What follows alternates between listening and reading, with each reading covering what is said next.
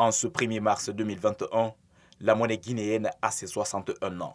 Elle avait été créée par le premier régime dans l'optique de la souveraineté monétaire. Du CELI au franc guinéen actuel, cette monnaie a connu de profondes mutations, mais elle a toujours été faible face aux devises.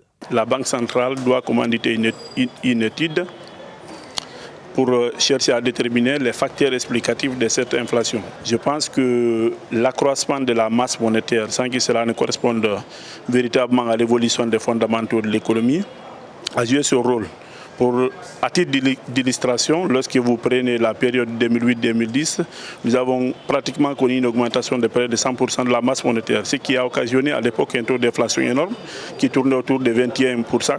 Le franc guinéen présent avec un taux d'inflation considérable depuis des décennies. Malgré des multiples réformes engagées, la BCRG n'a jusque-là pas réussi à rendre conforme cette monnaie avec les devises étrangères. La Guinée, elle constitue des réserves d'échange, alors qu'on est dans ces régimes d'échange flexibles.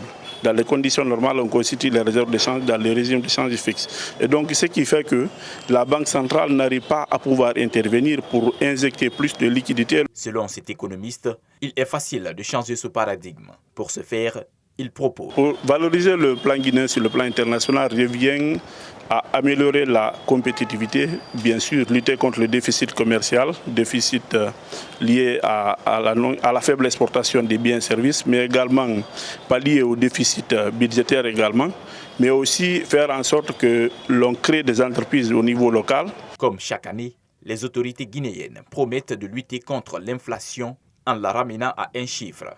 Elles parlent également d'une stabilité financière à l'horizon. Mais visiblement, ce combat est loin d'être gagné.